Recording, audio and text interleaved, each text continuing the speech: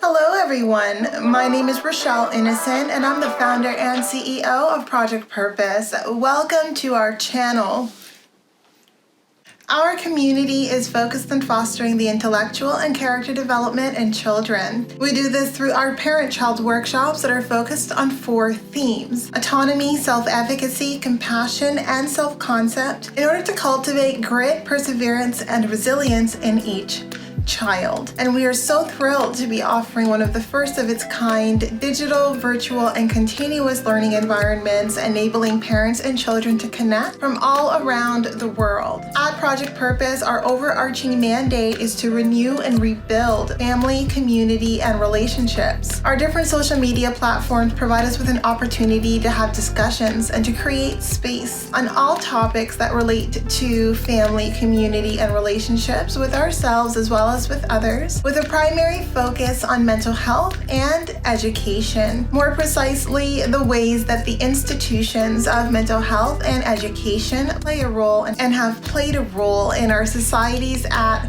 large. These discussions and debates provide us with an opportunity to think critically about what needs to change within these structures for us to live up to our bold slogan: support, protect, and empower each child through youth-focused development, better known as leadership in juvenescence. We recognize that in valuing our children's leadership potential, this also translates as recreating and co-creating environments, both socially and politically, that will enable our children to thrive. Now, for those of you who are particularly keen on the topic, we also write thought pieces every other Sunday. We have one scheduled to drop this upcoming Sunday, so be sure to meander over to the website and check out our online content. Now, if it is the case that you are looking for a listening alternative, well, we're available on 12 different podcast platforms for your listening leisure, and we provided you with access to the links in the description down below. Now, as is the convention, be sure to subscribe, hit that post notification bell so that you are aware of every time we post. And of course, if you like these conversations and you want to keep them going, like, comment, and share this segment. Let's get into it. Hello, ladies and gentlemen, and welcome back to another segment here on Project Purpose. For those of you who are new, we cover topics that relate to mental health, mental wellness, and education on a week-by-week basis. And today's topic of discussion is mental health. And the conversation of mental health, I'm going to talk about do's and don'ts around feeling exhausted. And I think that it's really important that we are mindful of how exhaustion plays into our sense of overall well-being and how it can have an impact on our mental health if we ignore the signals of exhaustion or misconstrue those signals for something else. So not a lot of us, I think, are fully aware of how it is we feel when it is the case that we're exhausted, some of the ways that can translate. And I think that can make it a little bit hard, or where it is the case that we're experiencing exhaustion, to not overanalyze what it is that's taking place. So for me, like when you think about a child and all the ways that exhaustion takes place, like you know, there's tantrums, there's, grumpiness, there's a lot of different ways that feeling exhausted can translate. And sometimes we can lose sight of the smaller signals of exhaustion because we're so focused on the things that we're doing that we don't actually recognize that what it is that we're experiencing, why it is, maybe we're feeling scattered, maybe we're feeling like our memory is a little bit touch and go, more so than like the norm, and we're taking our fish oil. So why is that the case? There's so many different ways that exhaustion can in and of itself translate it. Even for me, like sometimes when I feel exhausted, I start to feel wired. So I start having these adrenaline bursts randomly throughout the day to keep me going, which can like impede my ability to sleep, which is like a bit of it, because you would think that if you're exhausted, then you would be more susceptible to sleep. But actually, I've recognized that when it is the case that I am exhausted, my body feels the need to give me an adrenal pump in order to keep me going, that I actually need to become much more intentional and extend the time that I take to signal my body to rest, because at this point, my body's entering a fight or flight state, right? And I think that it's really just important that we start to tune in, or dial into the signals of exhaustion so that we can support ourselves accordingly. And I think that exhaustion for me could be as simple as a small change in your diet, or a small change in your eating patterns. It can be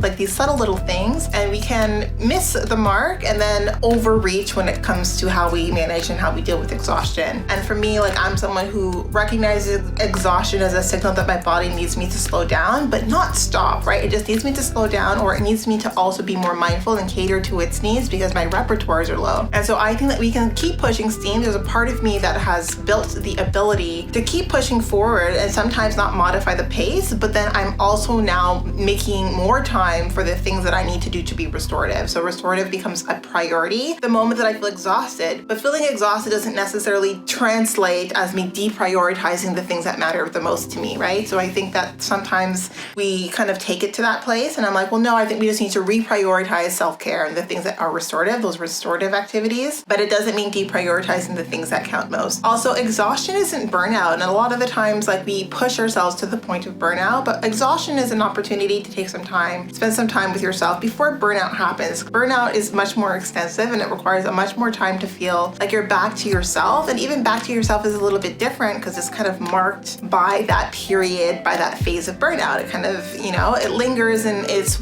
impact on you for even longer than the time where you are actively feeling burnt out. So I think exhaustion is just a state that we all need to become more mindful of. Like, we need to develop better awareness around when it is that we're feeling like tired, but not tired just physically. For me, I spent a lot of time, and I still need to spend time, like, cultivating an awareness of, like, no, I'm like mentally and emotionally tired, which means it's more than sleep, right? It's what I'm doing with my waking hours. It's making sure that my time is being used as efficiently as possible, because I need to make more time for restorative activities, so more time for reading, for leisure, for laughing, for stillness, for meditation, which means that when it is the case that I'm focusing my energy in the things that are stressful, I need to just manage that energy differently. It means I need a different strategy, a different tactic. The way that I'm doing it is not working, and if I'm tired and I haven't yet attained the objective that I'm looking for, and I think that there are so many iterations that we can go through between a starting point and an end point, and exhaustion is just a signal, hey, let's pivot a little bit and let's try things differently. And I'm a huge believer that there's always an alternative option that we haven't thought of. Like, sometimes I feel so tired that I feel like a bit helpless, right? I'm like, well, these options, none of them work. And then I have to remind myself there's an option you haven't thought of. There's always going to be an option that you have yet to think of. And sometimes exhaustion can blur your vision of that, but it's important to give yourself the opportunity for stillness, to get the clarity, to figure out the option that isn't top of mind. And that typically is the best move forward that will enable you not just to tackle the exhaustion you're feeling, the mental, emotional exhaustion you're feeling, but also support yourself in the restorative activities that you need to now reel in. And it's in, like, the best case scenario, you're doing and practicing restorative activities all throughout. But I think sometimes when it is, like I said, I'm exhausted, my standard activity isn't enough. I need to, like, up my restorative activities. I need to increase them because of the amount of energy that I am burning. In any case, that was the topic for today. It's a bit of a spin-off on the initial topic that we had around mental health on Tuesday around exhaustion, but I wanted to, like, push the needle a little bit, because sometimes we feel tired and we give up. We can feel helpless. I feel personally, I battle with feeling helpless when I feel tired. So I become a little bit,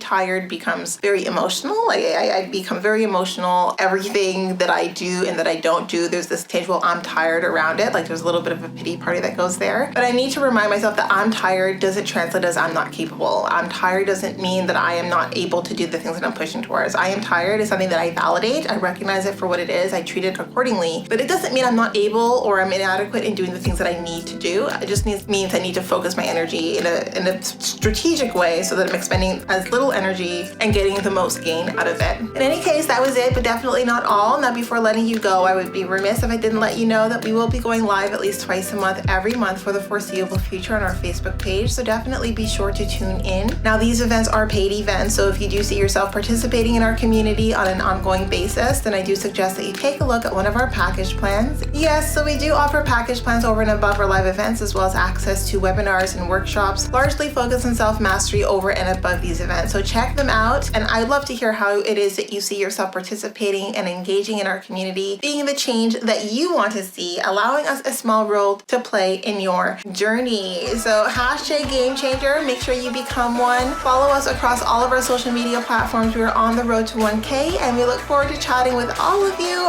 very soon. We'll talk to you later.